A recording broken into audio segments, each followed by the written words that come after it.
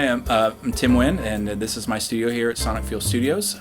We're here to talk about XCOM 2 and any other game, film, TV projects that are coming up. Well, Tim, thanks so much for inviting me here and for sitting down with me. It's a real pleasure. Yeah, thanks, Kai. I appreciate it. So let's start from the beginning for people who maybe don't know. So your path to film scoring. So what got you into this profession? What led that spark, that interest that kind of got you here?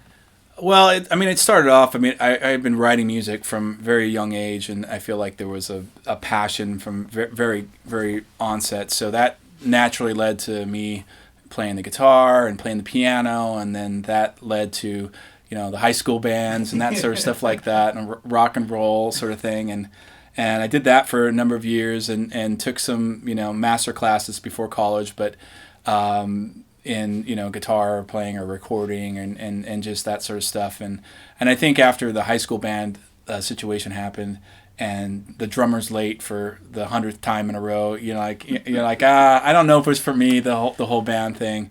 So I eventually found my way to USC. Right. And the first person I met there was Chris Lennertz. Right, and you're really good. You're besties, right? Best friends. We're best men at each other's wedding, and it all stemmed from that. And because the composition program there at USC is very small. Yeah. There was only me and Chris, really. There was a couple people that would float in for that year, that would float in and out, sort of thing like that. But it was Chris and I were the only two people that graduated, from sophomore, junior, to senior. And then we went into the film scoring program and that sort of thing like that. So, I think it was always for me where the natural transition from like rock and roll sort of things to, video games or feature films or TV or whatever, was that I always found that my favorite composers, were the ones that had some sort of visual content to it. Yeah. So like Gustav Holst, the planets. That's an obvious one, but right. But when you're a guy that really listens to rock and roll and you're getting into the orchestra stuff, I don't think you start them with Bach or some of the things that are a little bit more. I love the visual aspect of it, and Debussy was another one, and he was with tone poems and Ravel and all those guys that did that sort of that had that component of visual. The music told a story and that, so I think that always drew me to it, and that's when film scoring, when we finally got into the program with Buddy Baker and Goldsmith and Elmer Bernstein. Right. And all these just, Bruce Broughton and Chris Young and, all these guys that were just so amazing. Chris and I just knew that was like, at the time that I knew, I was like, wow, this is exactly what I want to do. And so from that point, it started off by doing some small films for the Roger Corman era, and he was still kicking around, and so I did a couple films. Chris did a couple films, and just kind of get your chops going that way. I moved in. I did a lot of commercial work for a while. I did a lot of ad work, during that time, and as we're building it up, started working a little bit in TV. Still doing films, independent films and that sort of thing like that, and then the first game that we had a big chance with was a game called The Punisher, and and it happened in a lot of ways that a lot of projects happen where they're like, oh my God, we have a month and a half left and we got to get the music going, let's hire somebody really quick. So that was the first chance that we had with a live orchestra and wow. And Bratislava, the whole thing, and I did live orchestra some of the movies I've done in before that. So. But yeah, it was the first game. Really, I for me, it was very lucky that I started off doing pretty big, AAA titles right away. Was the first game. It wasn't, starting off, in the lower levels. I think what people wanted to, and there was that conscious effort that where it got my break into games, was they wanted people that had done movies and film, so they wanted that sound for the video games.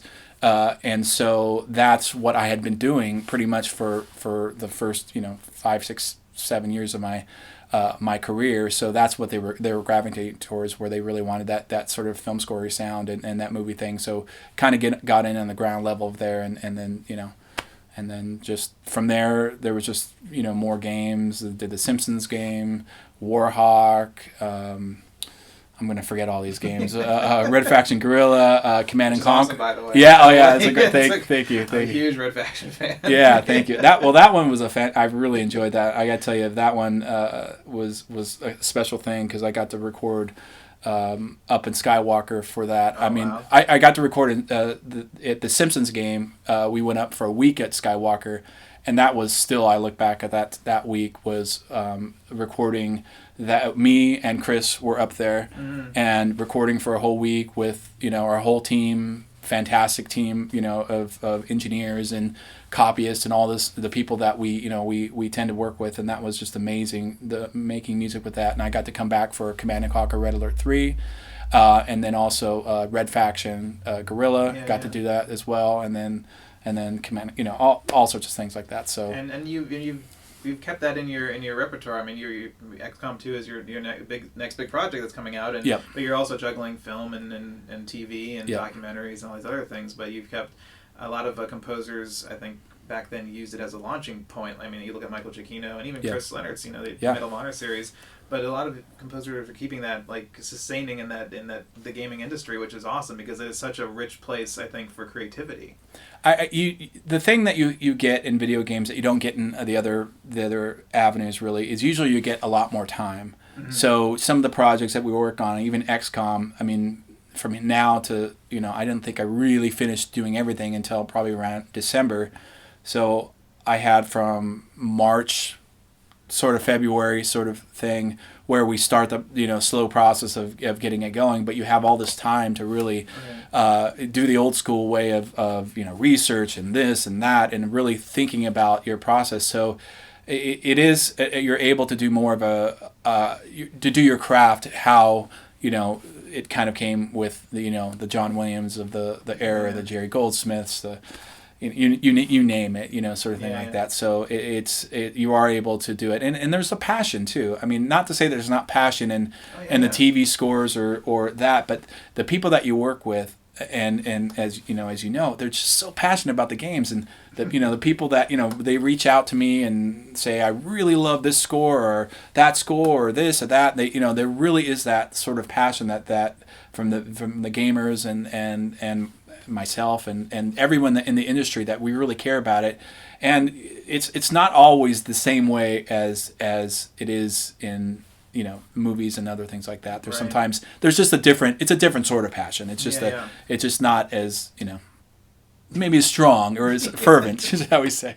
So your the project here that you worked on right now recently is XCOM 2, but it's not your first score. You did a previous XCOM game. Correct? Yes, I worked on in a lesser degree on XCOM, the first one. Right. So I was called in as extra sort of they were sort of thing like that. So I started. Yeah. They just needed more music, and they. A lot of big games that will use multiple composers. I mean. Oh yeah, I mean almost all the games that I've done up to a certain point, and I'm doing a game for Creative Assembly right now, and I don't know if it's. I don't know. I don't know if these things get announced or whatever yet. I think it's coming out in April, but yeah, it's one of the ones that's like 4 composers, and we're all taking a slice of the game. And Red Alert, there was 3 composers, Command and Conquer, and it's just a function of if you need that many minutes that you kind of divvy it up. And even the Simpsons game, Chris and I were brought on board to replace other composers that were doing it, but we need it wasn't. There's no way you could do it with just one person, and I think that and it's great actually. I enjoy working with other composers, especially I've had nothing but a great experience with it. So when I've had to work with what have you, I've worked with Jason Graves, I've worked with all number of awesome. Chris, of course, great guys, and everyone's been wonderful to work for. And I've never had a problem where it's like, oh well, you're doing this or jealousy or this or that. We're just we're all working together for the same sort of goal, sort of thing like that. So yes, I was brought on to do some the first XCOM game, and I had some experience with working. I did the Darkness with 2K, so they knew my work, and they wanted me to jump in and help out. So yeah, so then that was the first time I really wasn't. I didn't know XCOM, the world, all that well before the game. And then when I started playing it and getting into it, I was really shocked of how how much I loved the game. Yeah. I mean, I played it, and my kids love it now, and we play play it all the time. So I'm really excited about the games coming out in a few weeks now, and to see it and to see what's going on. And I kind of geeked out the other day. They had I was watching was it Stitched, the video. They had a video streaming, and I don't know if it was on YouTube or not, but someone basically played through the levels. Twitch, that's what it was. Sorry, Stitched. You can play live and have other people watch. Well, I watch, and I have young kids, and they do that all the time now. It's mostly Minecraft and what have you. So I didn't really, growing up, I didn't really have that opportunity. Because there wasn't that. It was just your local console. That was it, man. App, if you want your friends to play. That was it, man. That was it. I remember just recently going and trying to buy a multiplayer game that everyone can play in the same, on the same TV for a PS4. I mean, there wasn't a game. It was like, multiplayer. It's like you play on the internet. Split screen. It's like like interaction sort of stuff. But I got to watch. I got to watch the video for that, the Twitch, and I forget the guy that was playing it through it. But it was the first time I got to see my score implemented, because you don't get a chance. I mean, you write the music and you outside of cutscenes that you specifically make from a point A to point B. You don't see how it's implemented, and I'm really excited about how it turned out. So did a great job. So XCOM 2, it's a turn-based game. Is it a strategy game? Yeah, turn-based strategy game. So and I feel like that would be a challenge to score, because there's no kind of linear structure versus something like Darkness, where it's a little bit more first person, or kind of had a this is all based on what the player is doing. They can go here, and it's a lot of things going on at once. So what exactly was the goal for the music in this game? What was the purpose that it needed to serve here? Well, we did something that I had never done on this project. On the first project, it was pretty much XCOM was, you started the combat, and the music kind of just went, and it really wasn't this customization. But for this one, Firaxis wanted something where once the combat started, that there is that turn-based sort of interaction. Right. So there was, one combat track, but the combat track had to be from the XCOM point of view, and then the Advent point of view. That's the baddies and the aliens. Taking over. They're taking those bastards. You beat them in the last game, and then you come back, and here you're starting all over, and it's like, oh man, what happened? I just kicked these guys' butt. So it was tricky that way, because it does switch inside of it, and it kind of has like a crossfading effect, and you don't sense it so much, but it goes back for the alien sound to the XCOM sound, and back and forth through it. So that's the first time I've ever done something where you had to. I've done stuff that you had to edit it, but it was like where one piece had to be all things at once, and so it's going to be interesting to see how it works out. It really worked out really well on the video I saw, the Twitch, something like that. So. And so when you are writing, if you're writing on film, you have a locked picture that you're writing to. Do they give you game feed? Do they give you concept art? I mean, what are you using as kind of that fuel to write? Yeah, that's a good question. I mean, the first thing I always get is concept art, usually, and I love that. Because that really helps me define the sound, I think. It's like the tone, too. The colors and the way the style, I guess. I think that's it, exactly. And, and for XCOM 2, I saw it, and it reminded me, the first thing I thought of was Blade Runner. Right. And it had this sort of, Blade Runner, sort of esque thing, because here you are in this futuristic city or world, really, that now is kind of taken over, and it's all cleaned up, and the aliens are, whatever, and this and that. And so that kind of got the ball rolling. Yeah.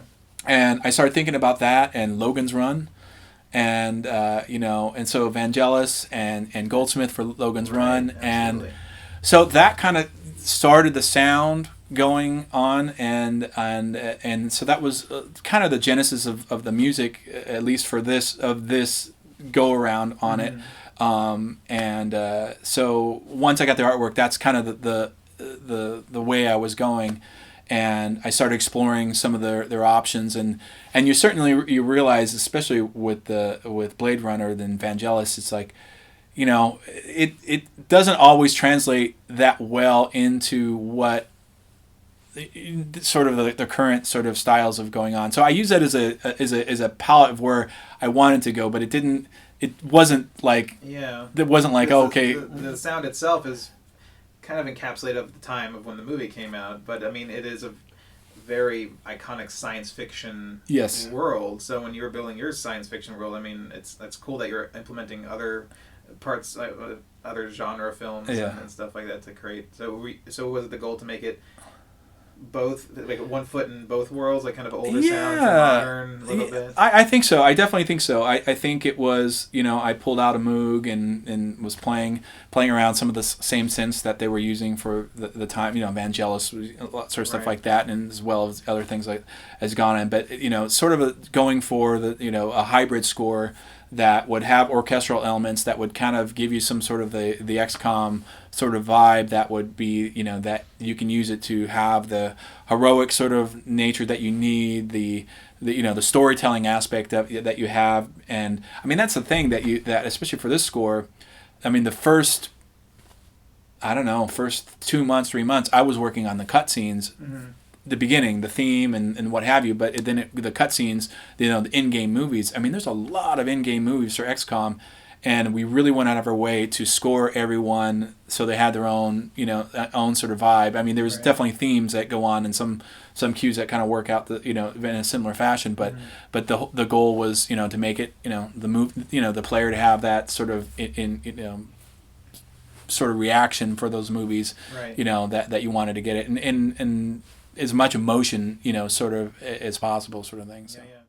So one of the things that I've talked to a lot of composers who work in video games, and a few of them have told me that one of the directives or the things that they've learned is that, this game, the music, these players are in these games for hours and hours. So the music, sometimes they have to pull back from really heavy melodic stuff because it can actually irritate the hell out of the player. So it would. I feel like it'll be, that's where the emotion comes from. That's where like kind of the attachment from, films come from. You remember the themes and stuff. So is it hard? Right. I mean, is that what was going on here, that you have to make sure that the music had a kind of a looping tendency to be able to saturate the world for hours on end? I think so. I did think about it, because there is one main XCOM theme, and I was a little bit concerned that you were going to... I was gonna get nasty emails for sending because I can't get this out of my head because you hear it for 4 hours, 8 hours, or whatever it is that you're playing it at a time. So the good thing is I think we were able to throw in enough variations and what have you of that, and the Advent themes and the movies and this and that. So. Yeah, I tried to make this melodic. I did try to add a lot of it because I felt like that would carry out the emotion of the game a little bit and kind of draw it out. So there was a concept that we tried to simplify the music from the beginning. So it's kind of making an arc. So where you're starting the game, you're learning that you're screwed, and you're a guerrilla, aspect of it. Before XCOM was all in charge of the world. All the countries coming together, and you're like on top of all the countries. Right. And so now you're this little you're this little kind of guerrilla warfare. So we tried to start it off in that sort of vein. So it wasn't some huge orchestral feeling like this grand thing. So it's a little more sparse in the beginning. As you start doing better, it gets a little bit more fuller, and then at the end, we have the whole sort of thing. So there's definitely that arc that happens with this project, and again, there was a lot of movies, cutscenes and things like that. So I think it'll work out really well. So I mean, it's a huge, awesome project. So congratulations! I think it's such an immersive experience, and I think that's such a cool canvas for composers, especially. Thanks. I mean, it's a great project. I mean, 2K and Firaxis, were really great to work with, and I've worked with them in the past on projects. So when you get a chance to work with people that you really get along with, you really respect, and you kind of, you kind of are thinking the same thing, that it's it's really really fulfilling, and so I'm excited, and I hope people feel the same way about the score as I do. So I think it really turned out really well. We just finished the soundtrack, so. Is it a CD release or a digital release? It's going to be a digital release. It was going to be a CD release with and then vinyl release as well, but with the way, and maybe it'll still happen that way, but with the way with vinyls, you need 6 months of this and that and time, and it's just So I was a little excited. I was going to pull out my turntable and start getting ready to pull some XCOM on it, but. Yeah, no, it wasn't to be, at least yet. I mean, as of now, it's going to be just a digital release. So, and that was tricky too. And I hope it shows it as people enjoy the soundtrack, because I had to leave off more than half of what we did. How many hours of music did you end up composing in the game? It was only about it was about an hour and 35 minutes, hour 30, something like that. So it turned out, it was a little bit more. I mean, when we started off, we thought it was going to be more like 40 minutes or something, it turned out, it wasn't anywhere. Yeah, it needed a lot more, and I think that was a conscious effort, because I don't think we did as much. I can't quote me on this, but or I guess you can, because I'm on the video. But I don't think there was nearly as much as an Enemy Unknown for the first XCOM than this one at all. So so that we really tried to put everything that we needed. We made sure we scored or allotted minutes for it, and didn't try to we can reuse something else. And we didn't want to reuse anything. Yeah. So looking beyond just XCOM 2 and then just kind of looking at the video game industry as a whole. There's so much great work being done in video gaming. The composing, the writing, even the acting now these days, the motion capture and all that. But do you feel like it's still kind of seen as a kid's world, where it's like, I feel like I love video games, and there's people, but I feel like it always feels like it's like second fiddle to film and television, and people are like, it's a game, it's for kids and stuff like that. Do you feel that there's that kind of idea out there in the world? Yeah, I think so a little bit, but it's funny how that all works, because it's changing. It's changing. It's getting more of the recognition it deserves. Yeah, I think you're right about that, and I think there's the long part that it was the same sort of thing with TV too. Right. But now absolutely. Look at the movies or the shows that people watch, from Homeland to Game of Thrones to all these things are doing it. I mean, I dare say that I think some of the TV is better than films, whatever, absolutely. and video games. I mean, the music is on par with anything. Right. So, I don't feel like there's as much stigma from a music side of it, because almost every big name composer has done, a score or two that we all can listen to and do it, and it feels like everything that we do and I do. And I love shifting from being able to do TV and films, and I feel like there's a lot more of that nowadays than it used to be. It used to be, absolutely, here's your stereotype, you're in it. You're the guy that only does film. You're the guy that only does TV, and you're the guy that only does video games. You remember those bleep bleep bleep bleep? That was that guy. Right. Well, it's not like that anymore. It's a full orchestra sound. It's a full dramatic sound. You really can get your chops going, and some of my favorite music that you get to write. You talked about earlier about having more time and what have you, and right. I get to write some of these action scenes where you're like, okay, here's this crazy mixed meter thing that you can really only work out if you had a lot of time to figure it out, rather than you have nowadays with films it's truncated a little bit more. Look at what was the movie where Horner had 3 weeks? It was what was the Sparta? No. Anyway, it was not a lot of time. So Troy. Yeah, thank you. He was a replacement on it. Yeah, he was a replacement on it, which is happening, and it's funny. And all these people have been replaced that are all the best of all time. Right. Goldsmith's been fired. I've seen Elmer getting fired. Elmer Bernstein. That was amazing. Let's talk about that. I don't know if I want to go on record with that too much, but needless to say, he did it with class, and he didn't need what they were putting him through. He didn't need it, right? And so he was a class guy the whole way through, and he taught us how to take one on the chin. That's for sure. It's part of the job. It's going to happen. It's part of the job, and so. Yeah, I always bring it up with other composers. Like I was talking to Christopher Beck because he got fired off Terminator Genesis, and he's like, "Oh, have you heard Lauren's score?" And he's like, "Oh, I'm sure it's great. Tell Lauren I can't wait to hear it." And Lauren's like, "Yeah, I don't know what happened. It's just part of the business." But it is part of the business, and I've been there, and I've had to replace people, and you feel, where I had to replace somebody, and then you come in, you're meeting with the director and the producers and everything like that, and this guy had 3 months to figure out the sound, couldn't figure it out. Yeah. Whatever reason, I figured out first thing. Oh, that's the theme. Great, we're going. It's like, So it's no one's fault. I try not to look at things anymore, especially what was going on. I mean, Christoph Beck, like he needs to worry about that. Amazing talent. Right. I try not to look at it as a positive or negative anymore. It's just a thing. Yeah. It's just an is thing. It's like Bill Clinton. What's the meaning of is?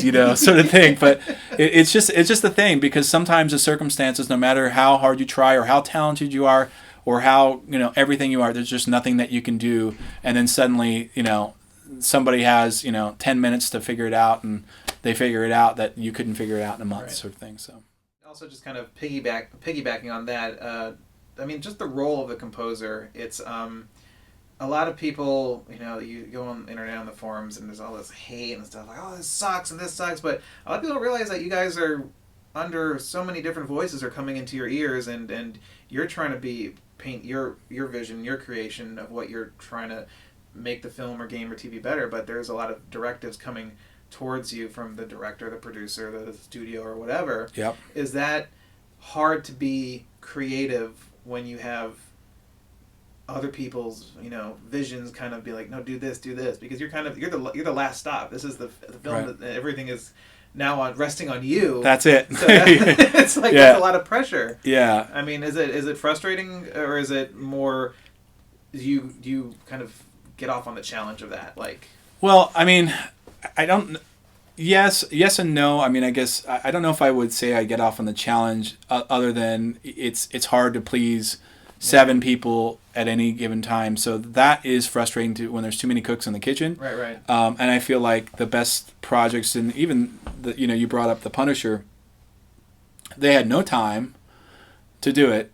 And so it was me and Chris writing, and whatever. And so we start submitting our stuff, and it was just like, go, love it, fantastic. There was no time for criticism. But what was great about it was we felt like that we were able to do whatever we wanted to do, and I still listen to the score, and I think it turned out fantastic, and really good. So I feel like it's one of those things that you have to please your masters and that sort of thing, and yes, I think you're 100% right where people get a lot of criticism for this or that they're doing, and it's almost always unjust, because I can't approve my own cues for the most part, and so if someone doesn't like something, then really, I hate to say it, just talk to my boss, because I write and I try to be as, and I want to be, the scores I want to be as creative as possible. I want them to have their own unique voice. I want them to be of your voice. Exactly, and I want them to be my voice, and I've achieved that. Yeah. I definitely have done that. Absolutely. But I have done the reverse as well, and it's where you have to, like, what, I don't really. Okay, I've got to go down this road again, sort of thing like that, and it's whatever happens to be, is like, oh, that Batman Begins score, or Star Wars, or this, that, and luckily I don't write anything like Williams, so it never turns out like anything. it doesn't turn out like John Williams, but I think that and I think it happens more with movies. Video games, there's that time enough to really able to explore new horizons as you can, where like movies, I guarantee, Horner had 3 weeks to write. It's da-da-da-da again, he's got to write it again. And that it sounded as good as it did. It says everything about what an amazing person and writer Horner was. So I have no bones to pick with his writing of that score. I thought it turned out great. Or James Newton Howard, King Kong, another guy that had to do it it replaced it quickly and amazing. It sounds fantastic, and that shows what a great writer James is. How great his team can help him get through all that stuff. Because that's what it turns out to be when you have to write. You can't write, produce, do everything like that all by yourself. That's a team effort. You're also making decisions kind of more. There's no time to think about it. I feel like I know a lot of people kind of thrive on that pressure, but you go with your first gut instinct. And I definitely agree with that. I was doing a TV show where it was the same thing where I had no time, and this was in the middle of when we were building this studio, and I just moved in. There wasn't any of the trappings that we had here now. It was just walls basically downstairs. We did the upstairs first and then downstairs here, and it was this first project I did. It was a TV show, and I had to do all this crazy music, and I was just very, very, I was thinking I was going to fail the whole time, and I listened to the music now, and it turned out better than I could have hoped, because it was the pressure that was, you didn't have to, this was what it's going to be, and just be as creative and go. Right. And I remember, and it was kind of like a rock and roll, but it had orchestra. It was had a lot of everything. And it was the score for Lucky 7, which is a TV show in Japan. And it turned out really good. And I remember reading a book during that time. It was a book talking about the making of an album. I think it was had to do with a Crowded House, the band, in the 80s and 90s. And they're talking about how they, kumbaya, and spent, 6 months there and re-recorded this guitar line and that and whatever like that. I'm like, I've got to write twice as much minutes of music in a month than they do. And the irony of me reading this book while I'm sitting there, every night, going to bed, just like, going to bed with the shakes. Oh my God, how am I going to get it done? But for all the young composers that if you watch this, it gets easier and it gets better, where you can write a lot of minutes and sound really good and be creative and do everything that you can that took you a week before. You've got to compress that into a day, and it happens, and it's all just about learning and knowing the process, sort of thing. So as a storyteller yourself, what do you gravitate towards, to certain genres or certain types of films, types of books or games or anything? What kind of is what's your tastes in the media world? Well, I guess you could choose like projects, and like what would you kind of gravitate towards? Well, I guess it kind of falls to epic. I think is and I know it sounds very kind of stereotypical considering Michael that I do. Bay. Well, yeah, but I mean, I guess if you caught me, because I'll have the TV on when I'm writing. Yeah. If there's something like a big movie on, like even today when I was writing, I had Deep Impact on, and just something, the end of the world stuff. I love it, just having it on, as a thing. So, I think epic and like I mentioned Game of Thrones, and I love that series. I think it's fantastic. I love that sort of storytelling. I love the fact that it has that thematic element in it, from the houses and this and that. That sort of thing like that. So anything that's storytelling, but I really love the classic storytelling of the old composers, that you can really, tell the themes and that sort of thing. Because a lot of it, it's just not done as much as it used to be. So I try to add that as much as possible into what I do for the games, and anything that I always tell the game companies that anything that I can help come in and draw the story out as much as possible, then that's what I want to do. Because not anyone, but just combat music, this, that, all the time. I mean, that's great, but let's let's bring in the dramatic fashion of it and really like break people's heart at the same time. Where you know, you and I were talking about Fallout before we started doing this, and and we loved it. And you know, where's that payoff of you know, you do all these missions and then where's the, you know, it doesn't really happen too much in the game, thank God, because you don't have to watch dog meat die, thank God. There isn't like the dog meat Thor, but I mean, imagine what if there was a scene that, like, you know, dog meat died and it was, you know, like, no. well, my daughter never figured out where she's like, why are you traveling with a Cogsworth or I forget the super mutant guy that you Strong. Oh, I love Strong. I would now if I could voice that guy, that would be fun. The caveman talking is great, but like, you know, that sort of thing like that. I feel like unfortunately, just because of the way the game was laid out, you never really had too much the storytelling for that sort of stuff. Right. But I love games that have that sort of thing where you are doing, you know, the missions and this and that, but then you know, it's like you're, you know, you know, sort of thing like that. I was trying to think of the game that played it. What was the Left 4 Dead? I thought they did a great job of the emotional aspect of that, and same with The Walking Dead, the score for it that. You know, it just sounds great, you know, and it brings in that emotion rather than just like all horror or all action or all killing all the time. I mean, it does get mindless where my job as a composer is to make you feel it. Right. It's not just do it, but make you feel it and have that, whether it's powerful or sad or emotional or something like that. That's where I feel like I can, you know, really, really get you. You know, those melodies that you'll never forget. And we sat down with Eno and we talked about Fallout, and that theme he did is just oof. That's great. That menu that starts up, I just love it. Yeah. No, I mean he does a great job for the score. He didn't get asked to do. I'm not, you know, criticizing at all. I mean there wasn't a moment for him to score to have those sort of things like that. That's just the way the film laid out. Yeah, the build of the game. Yeah, the build of the game. So yeah, it was a great score. I enjoyed that game a lot. Yeah. So as we kind of wrap up, outside of this shenanigans stuff, what do you do for fun? Like, what are your hobbies and stuff outside of music? Is there, besides, you know, I mean, you have a family, and, you know, your dad and husband, but what kind of other activities do you do to kind of refresh yourself? Well, I try. Well, the things I like to do, I try to do stuff that isn't musical, you know, because I do so much of that, and my, you know, I joked the other day that one of my projects is, you know, this one is ramping down, and one of the other games that I'm working on is ramping down. So I only have to work 40 hours this week, you know. So it's like I have, you know, that's a light week for me, you know.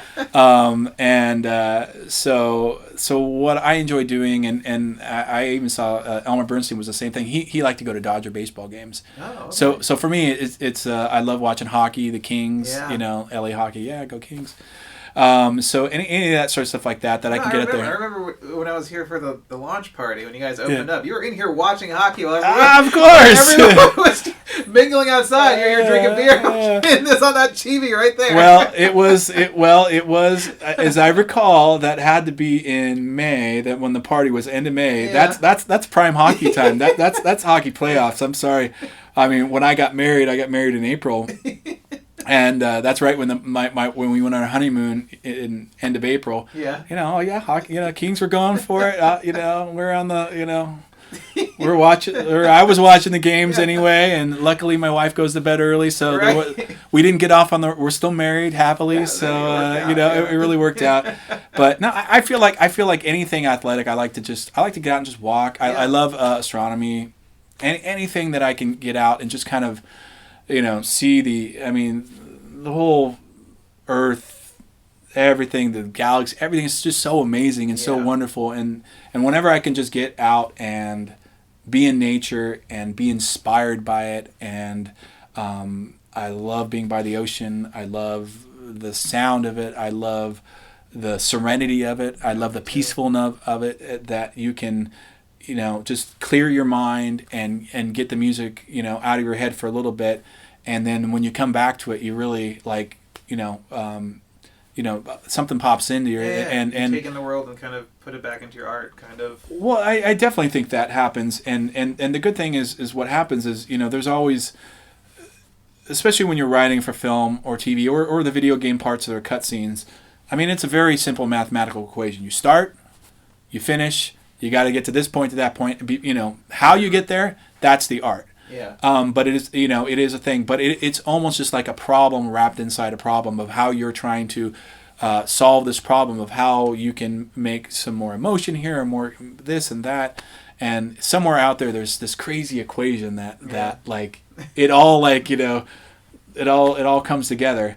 But your brain is always working on that problem, whether you're on the keyboard or not. And it works better when you're not at this keyboard. You're not chained to it, or the guitar or anything like that. And you can sit away from it. And I can't tell you how many times that I've been in the shower before I've started writing. I'm like, oh my God, that is it.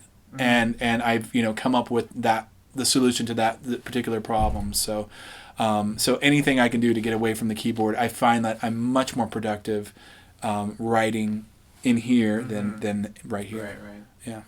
That's sage advice. So. Yeah. Well, I think that's the thing too, that you have to, you know, really think in different ways when you have multiple projects at one time. You have to really split your brains in different things. When, you know, this summer, you know, I was working on XCOM, which was a, you know, sci-fi sort of sound, and then I was working for a show for Netflix for the original series called Atelier, and that's on Netflix now. And if you'll listen to that music, you'll hear it's a totally different thing. It's more like, you know, kind of a funky sort of like rock and roll orchestral sort of score. And then at the same time, I was working for sort of an ancient music sort of thing going on at the same time. So all three of these projects were going on, and it was quite, you know, you're able to really go into different places and different worlds. And for me, I kind of thrive off that because I love bouncing from place to place to place. It never feels that you've got your feet stuck in the sand, where you're like, okay, here comes another, you know, exactly the same sound that you had to do again and again and again and again and again. It's all, you know, it's there. It's new music, it's new instruments, it's new flavors, it's new passion. It's all there. And in the same, and that's the great thing about now today. You know, now you can write for shows that are worldwide. You know, that you didn't have that opportunity from before. And video games, and I get a lot of email. I get email from people, you know, just, you know, from Brazil or something like that. I love this, I love that, or a marching band was requested the music for the Command and Conquer Red Alert 3, and so I sent them the score for that. You know, it's just it's crazy how all this stuff works, but it's amazing. Yeah. It's well, you're doing a great job. I've been enjoying your music, you know, since you started, and it's been great for me as a listener. So I really thank you for everything you do and put out in the world. And and thank you for inviting me here. I was just, you know, for sitting down with me today too. Thanks, Guy. I appreciate that, man. It means a lot.